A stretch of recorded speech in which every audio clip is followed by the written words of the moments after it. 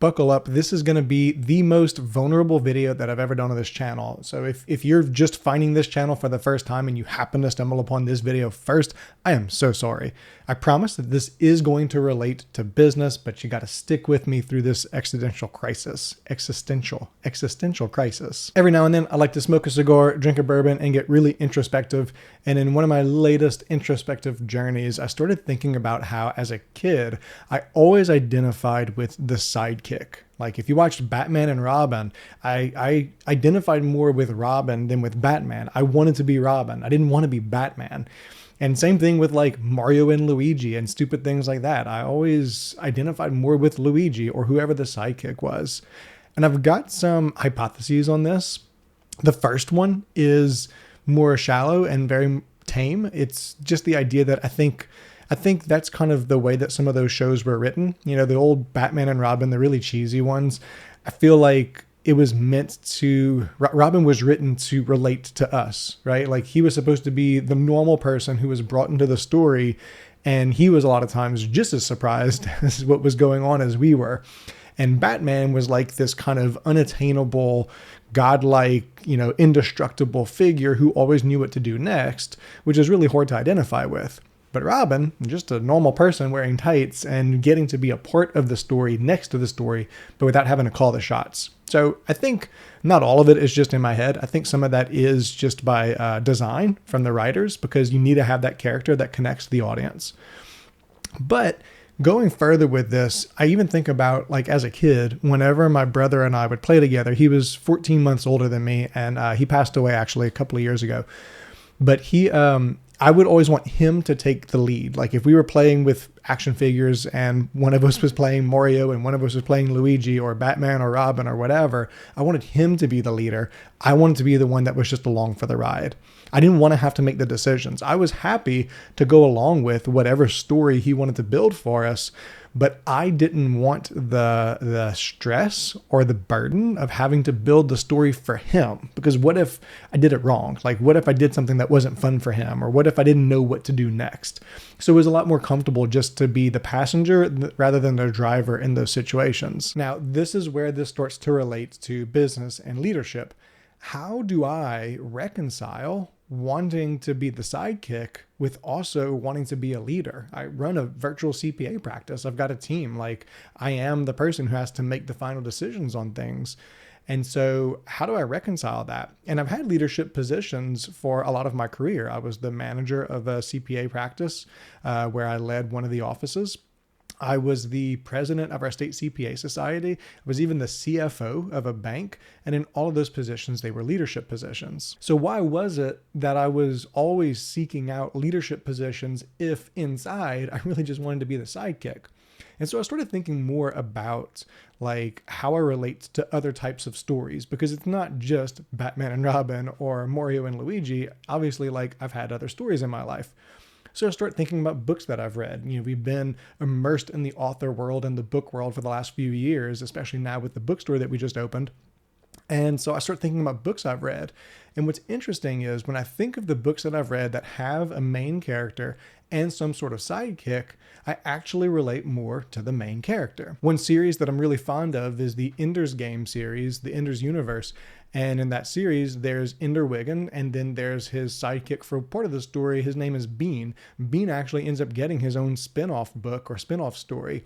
I never identified with Bean. Like, it was a fun read, but I really wanted to be Ender, not Bean. In Harry Potter, I didn't want to be Ron Weasley or Neville Longbottom, even though I probably identify more with one of them. I want to be Harry. Like, I want to be the hero of the story. In the Dune series, Paul Atreides, it's a long series and it spans a long amount of time, but Paul has various characters that stand in as sidekicks, and like I don't want to be any of them. I don't want to be Stilgar. I want to be Paul. So I started thinking, why do I want to lean towards the main character in these books, but in these TV shows I lean more towards the sidekick? And I do think again that it's because these TV shows are meant to like catch your attention and help you identify within 30 minutes or less. And so I think the sidekick is meant to be more memorable, but also in the books, there's always a guide that's helping the main character. Whereas like in the stupid TV shows, Batman has Alfred and he has the commissioner, but they're more helping him. He's still making the decisions on what to do next, and he has them as sounding boards, but it's still up to him to decide like the very next step. There's nobody training Batman. And Mario and Luigi, I mean, it's just Mario and Luigi. Mario has this driving mission to save the princess. There's nobody that has to tell him how to do it or where to go. He just figures it out. But in all those other books, in Ender's Game, Ender has the battle school. In Harry Potter, he's got Dumbledore. In Dune, he has his sets of guides and people who are helping him along the way as well. And so I think, okay, that's the thing. The main character in these deep stories, they all have a guide that's not just there as a sounding board like Alfred is to Batman or the Commissioner. They're also actually helping the main character develop their vision and to realize their vision, and helping them along with knowing what the next step is and training them or whatever it is. And so then I start to think about my own career and my own profession and how that relates back to me. And I think about those other positions that I've had. And the interesting thing that I realized is, as the manager of a CPA practice office, I was still like the sidekick to the partner. At the LCPA, the state society that I was a president of, state CPA society I was a president of, I was still the sidekick to the executive director. And even at the bank where I was the CFO, I was in charge of like all the finances of the bank. And a bank is basically just finances, but I was still just the sidekick to the CEO who was calling all the shots. And so those positions felt really comfortable for me.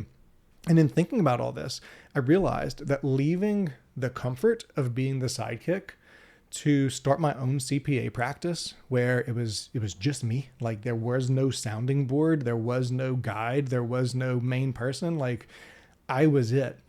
That I'm realizing was way outside of character for me and different than anything I've ever done. It might be the first time that I've stepped out to like take on a leadership position where I wasn't the sidekick or the number two. And I credit Jessica with this 100%. She's always been the person that pushes me to like my best potential, I think, and pushes me to be a little bit uncomfortable. Not in a bad way. She just recognizes that I am going to stifle my own advancement out of fear of failure, and that sometimes I need that push and that encouragement. So like totally kudos to her for actually getting me to do this. But there also is this like fear that maybe this wasn't for me. Maybe I was meant to be a number two to somebody else, and I was never meant to be a number one. And I don't like to like refer to myself as number one. That feels weird, which I think actually kind of goes back into this whole thing. Like I'm just not that kind of charismatic, gregarious personality that's going to like rally a team and like charge into something. Like I'm not that personality. And you see those types of personalities, especially online, that you start to feel like, well, that's what a business owner looks like. The business owner is not the person who needs constant advice from other people. So I started to get really insecure about that kind of thing and self-conscious about that. So then realizing that there are characters who are leaders, they are setting vision, they are making decisions in books that have these guides, and I do identify with that, gives me some solace and realization actually that as I'm running this business, I need a guide. I need somebody who can help me along the way. In life, my mom was always that person for me. She was like, if I didn't know if it was appropriate to do this or if I should go to that, or like I just needed life advice, she was always like my ace in the hole. She was always that guide for me. So whenever she passed, she actually passed away the same year that my brother did, just 2 months after he did. It was like, oh my gosh, now what? Now I'm flying solo. And like, yes, I have my family, I have my friends, I have all the support systems, but like when the one person who is guiding all your decisions from childhood through 30 something years old just doesn't exist anymore, like isn't there, like it leaves a mark. So anyway, sorry, didn't mean to get like that deep into this. Let's veer this back into business. What I've realized about myself is I need a support system. I need a team of people that I can rely on. But I need to make sure that whenever I am, I guess, polling for advice or for input, that I'm not deferring decision making, because I'll have a habit of kind of bringing up to Ben or to Jessica or to other people on my team things that I'm thinking of, and I'm trying to get their reaction. I'm trying to see if they approve of it, and then using that to help me make the decision, which isn't fair to them, because then essentially they're making the decisions for me. So I feel like what I need to do, like I'm part of the Profit First Professionals, and we get guides. They're literally called guides, and so that's been super helpful because it's somebody who I can use as a guide and talk about my business, and they help me make decisions. I'm also part of these other accounting communities where I can see what other people are doing, and I can ask questions and use that for input as well, and use those people as sounding boards. But then I need to remember, whenever I'm bringing up an idea with the team, it's not so much to have them decide for me, it's just to make sure that they do have a voice in the decision, even though it is ultimately my decision. And it's comforting for me to know that I think it's okay. I think it's okay to want to have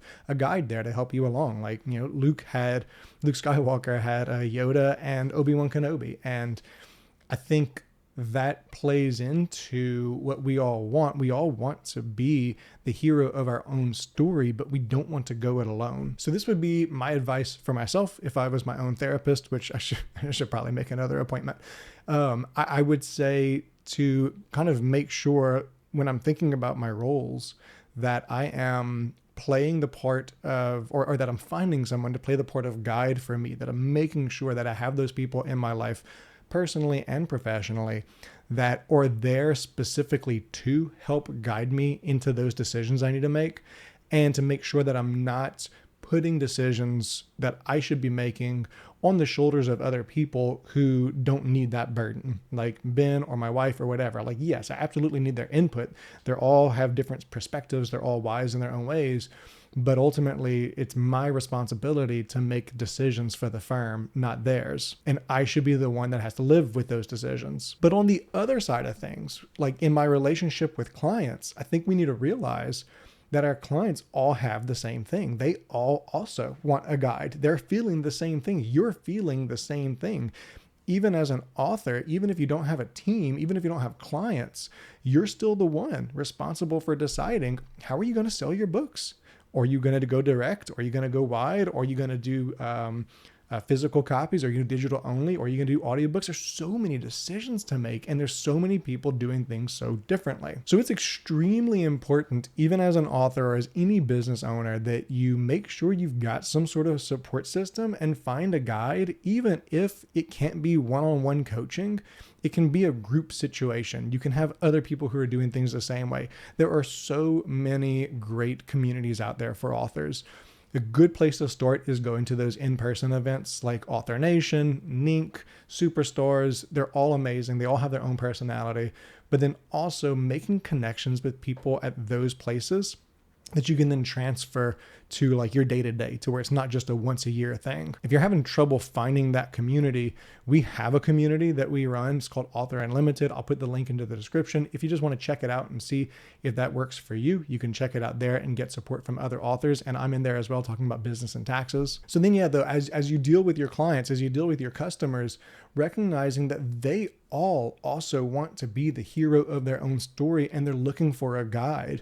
And depending on that relationship with you, you might be that person. I need to be that person for my clients. And so not for me to say, you need to do this and this and this and make the decisions for them, but to help them walk down a path that either I've already gone down or that I've helped other people walk. That way they're not having to do it and relearn everything for the very first time. And so whenever I have a client that's trying to make a decision and I can say like, yeah, I've had a client that's actually done this and this is how it worked out. Now it might be different for you because of these factors, but just know that this is the possible outcome. Or to be able to say, hey, I know your situation, I know what you're trying to do, and I actually don't think that this is going to accomplish what you're doing. Or to even just be the cheerleader and say like, yeah, you're on the right track. Just keep doing what you're doing. Focus on this because you're moving the right direction. And again, with your readers, just creating that experience and being their guide along that journey and along the journey of getting into your worlds that you're building for them, I think is so important. Look how amazing this is though. And this is why I love working with authors so much and why I'm so passionate about writing. All the examples that I gave through this weird journey through my brain are all fictional characters. They're all things that someone made up. And that writing reflects humanity. But that's the whole purpose for me of stories, is it allows us to reflect on ourselves without having to like intrude in someone else's life, or without having to experience something that would actually be pretty like life shattering if that happened in real life. I don't want to fight sandworms. I don't want to go up against the Sith, you know? I just want to do tax returns and help people save money. But I love that we can think about these stories that, like, for me, these stories have made up such a huge part of my life and my understanding of other people and my understanding of myself, that I think like this is why it's so important for me that authors are able to share their stories and to reach the biggest audience possible, because you're having an impact. It's not just entertainment. It's not just an escape from the rest of the world for a few minutes while you like dive into a chapter. No matter how silly or playful or out there or weird or whatever your story might be, people read them to learn about themselves, and it's having a huge impact. So if there's any way that I can help authors write more books, reach a bigger audience, touch more lives, and that's a huge win for me. That's why I think this is so important. So anyway, I hope you stuck around for that. This was a very weird episode for me to do, but I'm curious to know in the comments if you found the same thing, if you identify more with main character or sidekick, if you found differences, and if you've seen where those types of things have played out in your own personal and professional life. Thanks for being here with me, and I will see you next time.